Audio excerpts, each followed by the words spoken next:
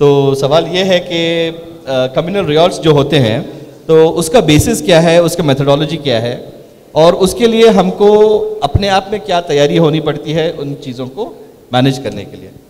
First Sohail भाई बोले, फिर we will have you speaking about it. Yes, बहुत ही इम्पोर्टेंट सवाल है। बेसिकली इंडिया के जो कम्युनल राइट्स है उसके ऊपर तकरीबन 57 ईयर्स जो काम किए हैं एक आदमी, उनका नाम पॉल ब्रास है। सब लोग मतलब जो भी उसके बारे में पढ़ा है उसको जानते होंगे। उनका इंतकाल अभी 2022 मार्च में, मतलब कुछ महीने पहले उनका इंतकाल हुई। वो वॉशिंगटन यूनिवर्सिटी में वो प्रोफेसर है, और इसमें उनके किताबें हैं production of Hindu Muslim violence in India, बहुत ही उनका मास्टरपीस है, आप अमेज़ॉन से खरीद सकते हैं। और इसमें उनके 7 इम्पॉर्टेंट किताबें हैं जो इंडियन पॉलिटिक्स के बारे में उन्होंने जो भी काम किया is known for the works of जो Indian politics and related to Indian जो है हिंदू मुस्लिम राइट्स। वो बोलते हैं कि हिंदू मुस्लिम राइट्स असल में नाम ही गलत है। वो बोलते हैं कि यहाँ पर हमेशा पोस्ट 1947 आप देखेंगे जब भी वायलेंस हुआ है वो यहाँ के मेजॉरिटी कम्युनिटी की तरफ से, यहाँ के संघ परिवार के ज़रिए से मुसलमान के ऊपर अटैक हुआ, और मुसलमान हमेशा रिसीविंग एंड में रहा, वो कभी भी परपेट्रेटर नहीं बना। ये इनका एक बड़ा कंक्लूजन है। लेकिन ये कैसे मैन्युफैक्चर किया जाता है वायलेंस को, वो तफसील से वो बताते हैं कि इंडिया के अंदर जो है प्रोडक्शन ऑफ मास वायलेंस के लिए इंस्टीट्यूशंस या इंस्टीट्यूशनलाइज्ड मेथड मौजूद है।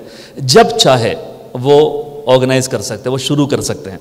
सब चीज़ इन प्लेस है, हर चीज़ इन प्लेस है, जब चाहे वो उसको ट्रिगर कर सकते हैं। उसमें 4 बुनियादी रोल्स है जो अदा करते हैं अलग अलग ग्रुप्स। नंबर 1 है, वो नाम डालते हैं फायर टेंडर्स। नंबर 1 ग्रुप है फायर टेंडर्स।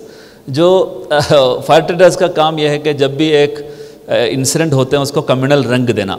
मिसाल के तौर पर लाल सिंह चड्ढा आ गया फिल्म, फ़ौरन बता देना कि देखिए ये एंटी नेशनल जो है हिंदू के ख़िलाफ़ आमिर खान ने बनाया है, इसलिए उसको बॉयकॉट करना चाहिए। तो उसको एक कम्युनल रंग देना, हर चीज़ को कम्युनली बनाना, कम्युनल चीज़ों के इस हैसियत से उसको रूपांतरण करना, ये काम उनका है जो फायर टेंडर्स का। नंबर 2 है वो लोग जो इसको ट्विस्ट देते हैं जो है एक वायलेंस के शक्ल में, मतलब उसको वायलेंस का कॉल देते हैं वो लोग। बेसिकली वो लोगों का काम यह है कि अभी टाइम हो गया अटैक करने का, वो ट्रोल के ज़रिए से होगा या फिज़िकल वायलेंस भी हो सकता है, जो भी तरीके से वायलेंस को ट्रिगर करना उनका काम है। और तीसरा है अगर फिज़िकल वायलेंस है तो इंडिया के अंदर क्रिमिनल्स, वो नाम डालते हैं उसको क्रिमिनल्स, और वो लोग लोअर कास्ट सोशली एंड जो है इकोनॉमिकली और कास्ट वाइज वो बैकवर्ड है, पिछड़े हैं, उनको इस्तेमाल करते हैं वायलेंस के लिए। और चौथा और सबसे इम्पॉर्टेंट है वो है यहाँ के politicians combined with media propaganda. ये लोग उसको जो है जितना दूर तक उसको पॉलिटिकल माइलेज ले सकते हैं उसको लेने के लिए कोशिश करते हैं। तो ये जो 4 स्टेजेस में कौन कौन काम करते हैं, कौन कौन ऑर्गेनाइजेशंस है, हिस्टोरिकली सबसे बड़ा रोल इंडिविजुअल्स के तौर पर किसने किया है, ये तमाम चीज़ पॉल ब्रास बताते हैं। ये हमारे लिए बहुत ही डीपली इंसाइट हमें देते हैं इंडिया में क्या हो रहा है। Yes, I mean see the point is दंगे करने के लिए हमारे लिए कोई रीज़न की ज़रूरत नहीं है आज। यू नो, अगर हम किसी मस्जिद के मंदिर के सामने से जा रहे हैं तो दंगे हो रहे हैं। अगर बंदे किसी तरह से रास्ते पे जो हमारे नमाज पढ़ने का तरीका है उस वजह से दंगे हो रहे हैं। I mean as a community also there is some responsibility that we have which we have to make sure कि हमारे पास उन चीज़ों का अंडरस्टैंडिंग आज, नॉलेज सिस्टम आज होना चाहिए कि इस तरह की चीज़ें अगर हम लोगों को करेंगे तो वो इंस्टिगेट हो रहे हैं। अगर हम उनको इंस्टिगेट ना करें और हम पीस और हार्मोनी की तरफ जा सकते हैं, क्या ये ज़रूरी है? क्या हमको करना चाहिए, क्या नहीं करना चाहिए? I'd like आसिफ भाई टू टॉक अबाउट इट। जब दिल्ली दंगों में हमने काम शुरू किया तो सबसे पहले दिन एक फैमिली थी जो शिव विहार में दंगाइयों के बीच फंसी हुई थी। तो हम जब जाफराबाद में पहुंचे तो उसका एक फैमिली मेंबर मिला, 11 लोग थे उस फैमिली में। उसने बोला रोते हुए कि मेरी फैमिली फंसी हुई है, एक घर में उसने शेल्टर लिया हुआ है और उन लोगों ने बोला है कि अब आप खाली कर दो, और मोहल्ले के जो लोग हैं उसके पड़ोसी वो उसको ढूंढ रहे हैं मारने के लिए। फिर मैंने कहा कि जब दंगे हो रहे थे तो अंदर से बहुत वो हो रहा था कि हम कुछ कर नहीं पा रहे हैं, लोग ट्रबल्ड हैं। तो हम लोग जाफराबाद पहुँचे कि अगर किसी को खून की ज़रूरत हो तो हम ज़रा सा वो भी दे दे तो हमारा जो है हक जो है अदा हो जाएगा। फिर मैं सोचा कि अल्लाह ने इसी काम के लिए हमको बोला है। मेरे एक दोस्त हैं डीसीपी थे, तब उनको फ़ोन किया मैंने कि एक फैमिली फंसी हुई है, मुझे रेस्क्यू करने जाना है, अगर अच्छा होगा तुम कोई फोर्स 1-2 पुलिस वाले मुझे दे दो। तो इसे किया, दंगों में ट्रंप भी आए हुए हैं, कोई भी पुलिस फोर्स मौजूद नहीं है। फिर बड़ी मुश्किल से उसको मनाने के बाद एक पुलिस वाला मिला, हम गए और हमने रेस्क्यू करके उसको लेके आए। तो मुझे लगा कि जब दंगे होते हैं उस वक्त ऐसा लगा मुझे कि जब दंगे होते हैं तो पूरा एडमिनिस्ट्रेशन जो है पूरा क्रम्बल हो जाता है, बिखर जाता है, टूट जाता है। इतना टूट जाता है कि एक मुसलमान या कोई भी विक्टिम उसको हॉस्पिटल जाके अगर बचाया जा सकता है तो उसके पास वेन्यू नहीं है, एम्बुलेंसेज नहीं है, तो ये पूरा सिस्टम खराब हो जाता है दंगों में। फिर धीरे धीरे जब मैंने विक्टिम के साथ काम करना शुरू किया तो मुझे लगा कि मैं बिल्कुल गलत था। दंगों में सिस्टम टूटता नहीं है, सिस्टम डबल मजबूती से मुसलमानों को तंग करने के लिए काम करता है। तो दंगों में आपने जो बोला ना कि एक सिस्टम मौजूद है जो दंगा कभी करवा सकती है। सही बात है कि दंगों के दौरान जो हमको तकलीफ होती है उससे 10 गुना तकलीफ दंगों के बाद होती है, जब हमारे घर से बच्चे उठाए जाते हैं। मध्य प्रदेश में रात में खंभों से चढ़ के, बिजली टेलीफोन के खंभों से, इंटरनेट के खंभों से चढ़ के दरवाज़ा तोड़ के लोग को अरेस्ट कर रहे हैं। तो मुसलमानों की तकलीफ दंगों के बाद जो है ना लीगल सिस्टम उसमें कहीं ज़्यादा है। और फिर मैं जो बोलता हूँ कि दंगों में मर्द से ज़्यादा कहीं तकलीफ औरतों को होती है। मर्द या तो दंगों में शहीद हो गया, या इंजर्ड होकर घर के किसी कोने में चला गया, या अरेस्ट होकर जेल चला गया। जो असल तकलीफ है वो घर की औरतें ही झेलती हैं। अगर शहीद हो गए तब भी, जेल में गए तब भी, तो औरतों का जो सफरिंग है दंगों में मर्द से कई 1000 गुना है। तो एक तो चीज़ ये है कि सिस्टम कोलैप्स नहीं करता, एफिशिएंट वे में काम करता है। तो सवाल ये कि क्यों करता है। तो मैंने देखा दंगों में जो पूरा पर्पस है वो सिर्फ 2 है, या तो इकोनॉमिक बैकवर्डनेस उनको मुस्लिम की चाहिए कि इनका बिजनेस तबाह कर दें, या इलेक्टोरल गेन है, जैसे दिल्ली के मैसेकर हुए वो इलेक्टोरल गेन था। लेकिन आप देखेंगे जितने भी मुल्क में दंगे, जैसे 2016 से 2020 के बीच में 3900 के करीब इस मुल्क में दंगे हुए, इन सारे दंगों में ज्यादातर कॉज सिर्फ इकोनॉमिक प्रोस्पेरिटी ऑफ मुस्लिम है, रिलीजियस या पॉलिटिकल नहीं है। तो जब मुगलों के टाइम में सारा जो आर्टिजन वाला महीन काम था ना, ये था मुसलमानों के पास।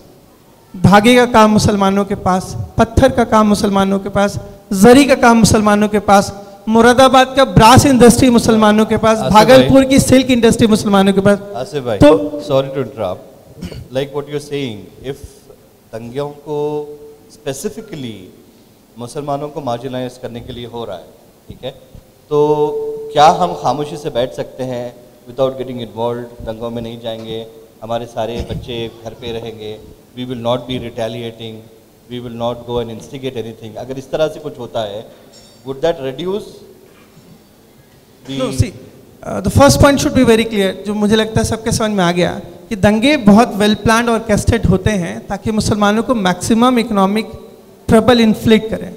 अच्छा, आप जहाँ कह रहे हैं कि जब दंगे होते हैं तो क्या, बेसिकली देखिए अभी जितने रामनवमी का वायलेंस हुआ मध्य प्रदेश का, तो वो उनके पास लेवल्स हैं। अगर आप मस्जिदों के बाहर इस गाने से कि टोपी वाला सर झुका के जय श्री राम बोलेगा, आप ऑफेंड हो जाते हैं तो ठीक है, वरना वो मस्जिद पे झंडा फहराने की कोशिश करेंगे। आप उससे भी ऑफेंड नहीं हुए तो वो ज़बरदस्ती आपके घर में घुसेंगे। So it doesn't matter with what degree of peace you have in mind, वो आपको मजबूर करते हैं कि आप पार्टिसिपेट करें, क्योंकि उसका एक वेल प्लान्ड ऑर्गेनाइज्ड चीज़ है जो स्टेट करना चाह रही है ताकि आपको मैक्सिमम इकोनॉमिक लॉस इन्फ्लिक्ट हो।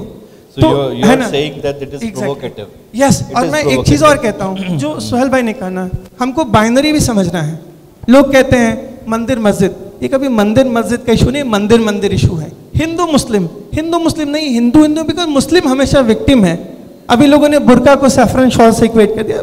दोनों में कोई सिमिलैरिटी नहीं है, तो हमें बाइनरी में फंस जाते हैं।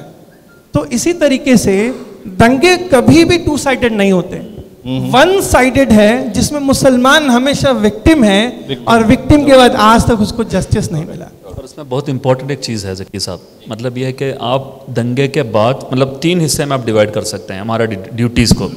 नंबर 1 है दंगे के पहले, नंबर 2 है दंगे के वक्त, और नंबर 3 है दंगे के बाद।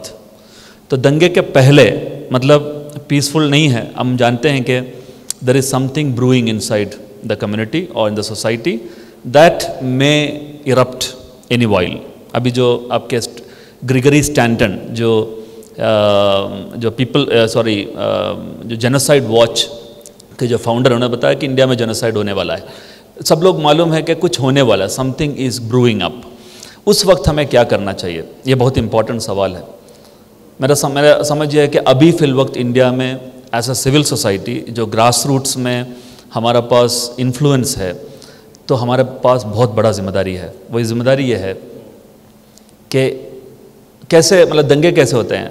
2 जगह में जो है एज एन एग्जाम्पल दिखाना चाहूँगा। एक है गुजरात, जो इंडिया में सबसे ज़्यादा दंगा हुआ इंडिया के अंदर। नंबर 2 है केरला, जहाँ पर सबसे कम दंगा हुआ।